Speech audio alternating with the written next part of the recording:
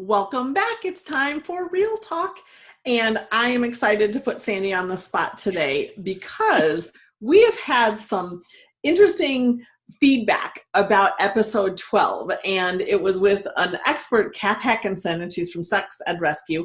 And it's talking sex to your teen. And people were like, oh my gosh, I can't believe you decided to talk about sex. And there were some really great aha moments in there about it.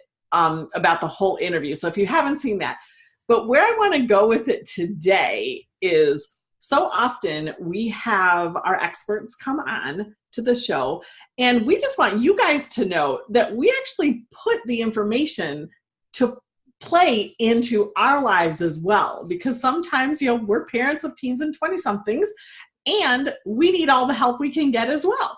And Sandy, I know that after that interview with Kath, you actually had some talks with your kids, and I need to know what happened. Yeah, it was really interesting, Jude, because when we set up the interview and we did it, I didn't see that as being an interview that I needed to know more info about. My girls are both early 20s, and I kind of thought, we'd had the conversations we needed to have. But Kath really opened my eyes to this not being a one-time, two-time conversation, that this is an ongoing discussion, that this is so much more that, she told us in there. She said, your kids don't want to hear about the mechanics from you, which is great. Didn't we all go, yay? Yeah, that's the embarrassing part. No one wants to talk about that. That's puberty, pre-puberty. Right. So you get that out of the way, you take care of that. And then what they need from us is, talking, like she said, about consent and guidance and relationships. And they want to know about the feelings and things. And so it wasn't that I sat down and said, we need to have a sex talk. It was actually the four of us in a car coming home from, we had to go, we'd do a long drive for like 3.5 hours, might have even been longer, family event, so everybody's coming home together and we're in the car, and we had, my one daughter was playing DJ.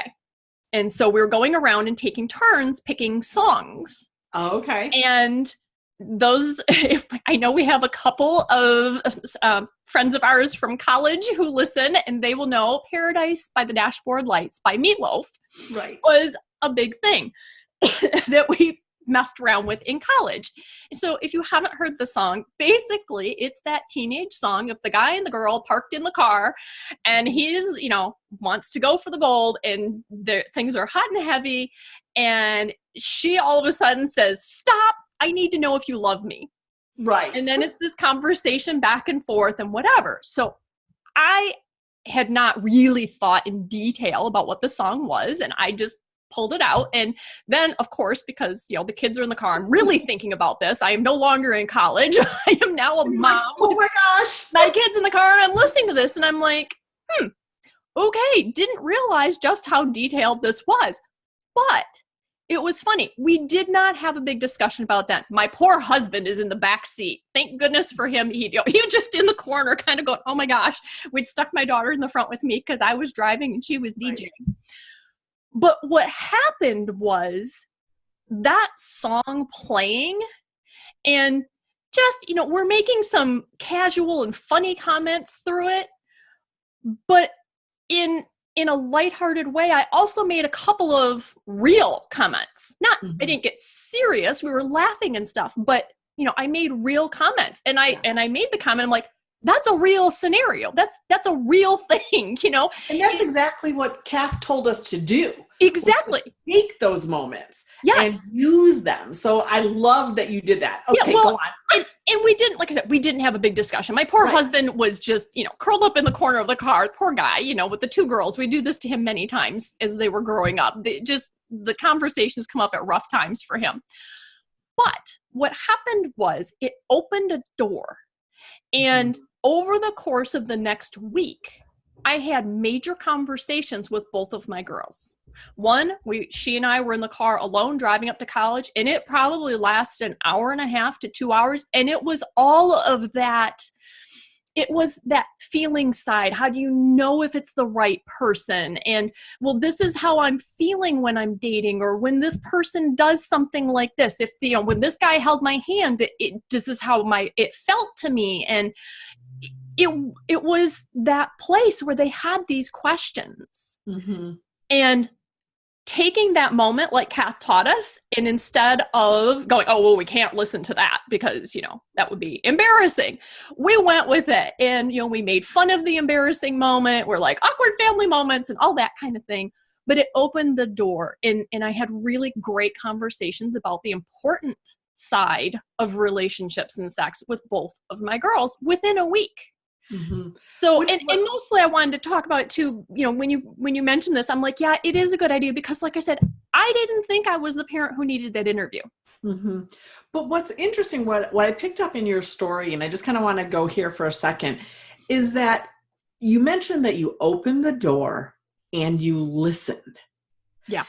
And then my guess is you must have gotten quiet and just let your daughter kind of explore her thoughts.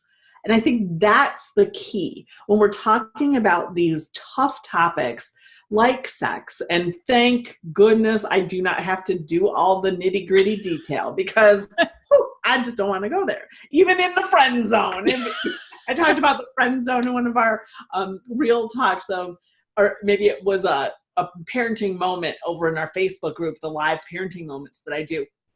And just that instantaneous thing of, I don't want to be the one that has to give the actual details, but you listening and having that moment where you took a song that meant something to you, looked at it in a new way, brought it up with your children, exposing them to it, and talked about how you were authentically feeling and how it was a part of your life in college, which is right around their ages right now.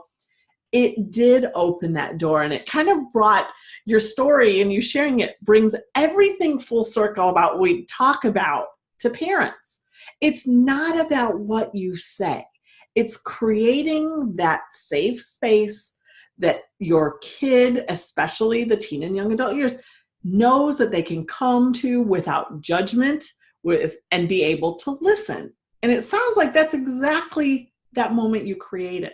Yeah, I didn't think about it before, because you and I have spent so much time learning and teaching about that conversation piece. So thank you for pointing that out. I said very little. Like I said, you know, my one daughter, we're talking like an hour and a half. And I say we're talking. I'm guessing that my actual speaking was maybe 10 or 15 minutes of that time. Mm-hmm. She would talk. I might ask her a question or say, can you clarify that? Can you tell me more about that? Mm-hmm. And just letting her talk and not trying to be the one with her answers. There you just go. Being a person to help her find more ways for her to find her own answers. Mm-hmm. So it is, you know, it's that place of, like I said, you know, can you tell me more about that? What do you think about that? Well, how did that feel? And just letting her go with those. So it was more of like a guidance and just a listening, board. Like you said, yeah, a sounding board. Because it's not even guiding. You know, I wasn't telling them anything. The only thing I actually told them was when they asked me specifics, you know, like how did you know dad was the one? Or how did you know other guys you dated weren't? You know, then I would tell, but only telling my story and not trying to relate it to them or anything else, just answering their questions. Like we said in the interview, right? When they're little, you just answer the question they asked and let it be. That's what we do now. Answer the question they ask and encourage them to talk. Exactly. And be authentic when you talk about your personal life story. Yes. Especially as the kids get older, they know when we're not giving them the full story.